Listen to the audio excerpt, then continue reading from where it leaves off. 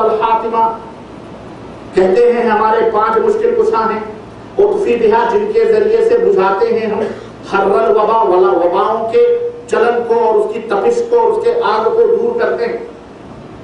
کون کون؟ المصطفیٰ نبی صلی اللہ علیہ وسلم، والمرتضیٰ حضرت علی، وابناہما، اور ان کے دونوں بیٹے کون؟ علی کے دونوں حسن اور حسین، والفاطمہ، المصطفیٰ والمرتضیٰ وابناہما والفاطمہ، یہ 5 ہیں جن کے ذریعے سے ہم مشکلات کو دور کرتے ہیں۔ اور ہندوؤں کے ہم سنو، رام ہے، لکشمن ہے، سیتا ہے، اور کون ہے؟ لو ہے اور کش ہے۔ لو اور کش، یہ 5 پنجتن پاک ان کے ہاں بھی ہیں۔ وقت اور سوا قوم نوح کے بھی 5 پنجتن پاک تھے۔ آج بھی مسلمانوں کے درمیان دیکھیں یہ کس طرح سے گھسیڑا گیا ہے کفر کو تمہارے درمیان، غلط ملت کر کے حق کو باطل کی آمیزش کے ساتھ کس طرح دنیا کے سامنے رکھا گیا ہے۔ سمجھ رہے ہیں کہ نہیں سمجھ رہے ہیں میرے عزیز و عالم؟ اس طرح سے قوم نوح گمراہ ہوئی اور 1000 برس تک حضرت نوح دعوت توحید دیتے رہے، لیکن وہی لوگ مسلمان ہوئے جو کشتی میں آئے، باقی اللہ تعالیٰ نے سب کو ملا کو برباد کر دیا۔ ٹھیک ہے، وہاں سے اور پہلے رسول ہیں حضرت نوح علیہ السلام، ان سے پہلے جو لوگ آئے دین کی تعلیم کے لیے سارے نبی تھے، رسول کوئی نہیں تھا، لیکن نوح علیہ السلام سب سے پہلے رسول ہیں، وہاں سے رسالت کی ابتدا ہوتی ہے، اور خاتم النبیین حضرت محمد رسول اللہ صلی اللہ علیہ وسلم آخری رسول۔ کئی ہزار رسل اور انبیاء اس بیچ میں تشریف لائے۔ نوح علیہ السلام کی قوم گمراہ ہوئی، شرک کی ابتدا ہوئی، اور وہیں سے گمراہیت کا آغاز ہوا۔ اچھا جناب علی، یہ ہوا ان کا دور ختم ہوا مہم، اس کے بعد سے شرک شروع ہوا دنیا کے اندر، تو اب جانے سب کچھ پوجا جانے لگا۔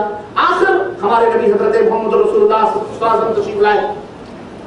ذرا اس تاریخ کو اپنے ذہن میں رکھنا، دماغ میں بٹھا لینا۔ نبی صلی اللہ علیہ وسلم آئے، توحید کی دعوت جیسے اور انبیاء علیہ السلام نے دی، آپ نے بھی دینا شروع کی۔ اب میں آپ سے یہ پوچھنا چاہتا ہوں، نبی کی امت تو خیر 2 ہیں، دونوں نبی کی امت ہیں، چاہے کفار ہیں وہ بھی نبی کی امت ہیں، ہمارے نبی کی امت ہے، چاہے مسلمان ہیں وہ بھی ہمارے نبی کی امت ہے۔ تب رہا ایک وہ امت ہے جو جس نے دعوت کو قبول کر لیا، جیسے ہم اور آپ نے نبی کی دعوت کو ہم نے قبول کیا، اور ایک امت غیر اجابہ ہے جس نے دعوت کو نہیں قبول کیا، کفار اور مشرکین ہیں۔ اب دیکھیے نبی صلی اللہ علیہ وسلم کی دعوت کو قبول کرنے والوں کو مسلمان کہا جاتا ہے۔ اب یہ نبی صلی اللہ علیہ وسلم کی دعوت کو قبول کرنے والے جو مسلمان ہیں، ان کے اندر گمراہیاں کب سے شروع ہوئی؟ امت محمدیہ صلی اللہ علیہ وسلم جس کی طرف ہم نسبت کرتے ہیں محمد صلی اللہ علیہ وسلم کی طرف، یہ اس کے گمراہ ہونے کی تاریخ کب سے ہے؟ کسی کو معلوم؟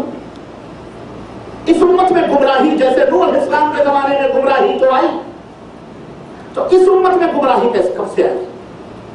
کسی کو پتا ہے؟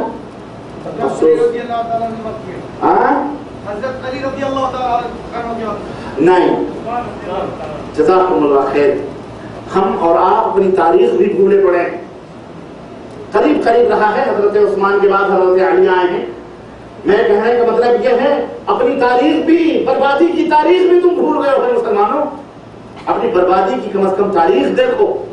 امت محمدیہ کلمہ لا الہ الا اللہ پڑھنے والی، محمد رسول اللہ صلی اللہ علیہ وسلم کا کلمہ بلند کرنے والی امت، جنہیں مسلمان ہونے کا شرف حاصل ہوا، اس مسلمان میں گمراہیت کی ابتدا کب سے ہوئی؟ کب سے شروعات ہوئی؟ کون تھا گمراہ کرنے والا؟ کہاں سے شروع ہوئی؟ کیوں شروع ہوئی؟ کس لیے شروع ہوئی؟ وجہ کیا تھی؟ سبب کیا تھا؟ سننا چاہتے ہو کہ نہیں سننا چاہتے ہو؟ سنو، اور اپنی آل اولاد تک، نسلوں تک اس کو پہنچاتے رہنا، بھولنا نہیں۔ یہ گمراہیت کی ابتدا، اور گمراہیت دیکھیں، کہتے ہیں نا کہ اللہ اکبر، ابھی میں نے کہا ہے کہ جیسا میزبان ہوتا ہے، مہمان اسی طرح سے بن سنور کر اس کے پاس جاتا ہے کہ نہیں؟ نبی کی امت کو گمراہ کرنا ہے، کوئی معمولی چیز کو گمراہ نہیں کرنا ہے۔ وہ امت جسے خیر امت کا خطاب ملا، وہ امت جسے اللہ تبارک و تعالیٰ نے، اللہ کے نبی نے فرمایا کہ ہم آئے سب سے آخری میں ہیں، لیکن جائیں گے ہم سب سے پہلے جنت میں، ہم سے پہلے کوئی امت جنت میں داخل نہیں ہوگی۔ وہ امت جسے افضل البشر، جس امت کا نبی افضل البشر ہے، تمام بنی آدم میں سب کا سردار، نبی جتنا افضل، اس کی امت بھی تمام امتیوں میں سب سے اعلیٰ اور افضل۔ جس طرح میرے نبی سب سے افضل، امت محمدیہ بھی تمام امتوں میں عیسیٰ کی امت ہو، موسیٰ کی امت ہو، نوح کی امت ہو، یعقوب کسی کی بھی امت ہو، سب امتیوں میں سب سے زیادہ افضل اور اعلیٰ ترین اگر امت ہے تو حضرت محمد رسول اللہ۔ اس امت کو گمراہ کرنے کے لیے کوئی آئے گا صفا چٹا آئے گا، یہ جبڑی چھبڑی لے کر کے آئے گا؟ نہیں، اور وہ بھی صحابہ کرام کے طور میں گمراہ کر رہا ہے۔ وہ کوئی معمولی زمانہ نہیں ہے، جہالت کا زمانہ نہیں ہے، نبوت کو انتقال کیے ہوئے ابھی کوئی 10 12 15 20 سال گزرے ہیں، 2 برس یا 2.5 برس حضرت ابوبکر کے اور 10 یا 12 برس حضرت عمر بن خطاب کے، 14 برس حضرت عثمان کا دور آ گیا، یعنی 14-15 سال کی مدت گزری ہے نبی صلی اللہ علیہ وسلم کو گزرے ہوئے۔ صحابہ کرام جھلاجل مدینے اور قرب و جوار میں بھرے پڑے ہیں، موجود ہیں۔ ایسے ماحول میں گمراہیت کی بیج کون ڈال رہا ہے، کہاں سے ڈال رہا ہے، کیوں ڈال رہا ہے، کیسے ڈال رہا ہے، وہ تاریخ میں آپ کو بتلاؤں۔ اور وہاں سے جو امت ٹوٹی ہے، وہاں سے جو امت بکھری ہے، وہاں سے جو امت کے اندر تفرقے پڑے ہیں، آج تک یہ امت سدھر نہ سکی۔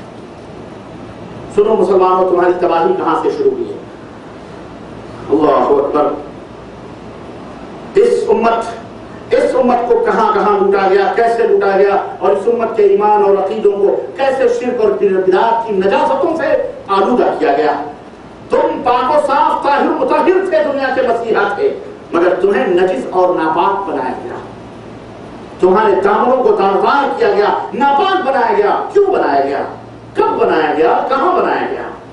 یاد کرو دور عثمانی، حضرت عثمان بن عفان رضی اللہ تعالیٰ عنہ کا زمانہ ہے، صحابی رسول، نبی خلیفہ راشد، 3 نمبر کے خلیفہ، حضرت نبی کریم صلی اللہ علیہ وسلم کی 2 بیٹیوں کے داماد، اور وہ عثمان، اللہ اکبر، جن کے بارے میں نبی نے ایک وقت میں دعا کی کہ اے عثمان، اگر آج کے بعد سے تو کوئی عمل خیر کا نہ کرے پھر بھی اللہ نے جنت تجھے واجب کر دی۔ وہ عثمان جسے دیکھ کر فرشتے حیا کریں، وہ عثمان جسے دیکھ کر نبوت کو شرم آئے، ابو بکر آئے پیر پھیلا کے بیٹھے ہیں، ران کھول کے بیٹھے ہیں، عمر آ رہے ہیں پیر پھیلا کے بیٹھے ہیں، ران کھول کے بیٹھے ہیں، یہ دونوں سسر ہیں، لیکن داماد آ رہا ہے حضرت عثمان غنی تو نبوت پیر سمیٹ لیتی ہے، رانوں کو بند کر دیتی، اور اماں عائشہ کہتی ہیں میرے ابا آئے آپ ایسے ہی بیٹھے رہے، میرے حفصہ کے ابا آئے آپ ایسے ہی بیٹھے رہے، لیکن آپ کے داماد عثمان آئے تو آپ نے ران کیوں بند کر لی، پیر کیوں سمیٹ لیے؟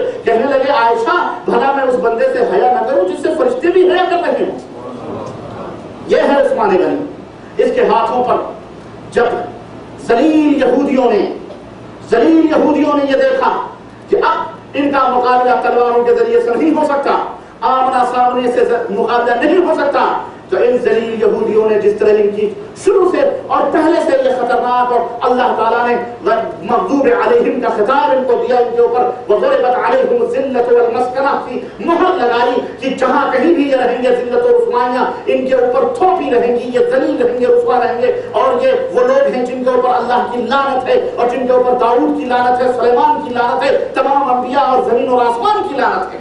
جب ان ذلیل یہودیوں نے دیکھا کہ محمد صلی اللہ علیہ وسلم کے اوپر کچھ ہتھیار ہاتھ نہ چل سکا، سازشیں رچتے رہے کبھی نبی کو مارنے کی، کبھی صاحب جب کچھ نہ ہو سکا، اور نبی کریم صلی اللہ علیہ وسلم نے خیبر کے اندر ان کی گوشت مالی فرمائی، پھر دور عمر فاروق اعظم آیا، پھر حضرت عمر فاروق اعظم نے جزیرۃ العرب سے ان خبیث یہودیوں کو نکالا اور باہر کیا، تو پھر ان کا کچھ نہیں، بس چل پڑا، ململہ بلبلاتے رہے، داؤ پیچ کرتے رہے، لیکن ان کو کچھ سمجھ نہ آئی، تو دور فاروقی آیا تو انہوں نے ایک چال چلی، دور عثمانی آیا تو انہوں نے ایک چال چلی۔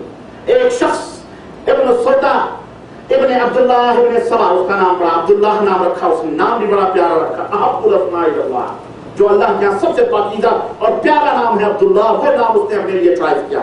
یہودیوں نے سازش کی اور ایک بندے کو بھیجا کہ جاؤ تم مسلمان ہو، اور پھر کسی طرح سے اب وہ پوری پلاننگ کے تحت، پوری سازش کے تحت وہ شخص آیا۔ سوچنے کی بات ہے، صحابہ کرام اللہ اکبر جو پل پل کی خبریں رکھنے والے، دور رس مومنین صالحین جن کی جنت کی خوشخبریاں آسمانوں سے اترے، وہ تمام سب موجود ہیں، ان کے بیچ میں ایک تیسرا آ رہا ہے، یہودی، لیکن کیا بن کر کے؟ کوئی معمولی رہا ہوگا، وہ معمولی نہیں رہا ہوگا، وہ تو صحابہ سے بھی، صحابہ کرام بھی اسے دیکھ کر رشک کرتے رہے ہوں گے، اتنا پاکیزہ، اتنا صاف ستھرا، اتنا باعمل، اتنا متقی، اتنا پرہیزگار، سب کچھ اس نے ظاہر کیا ہوگا۔ تصور کرو ذرا،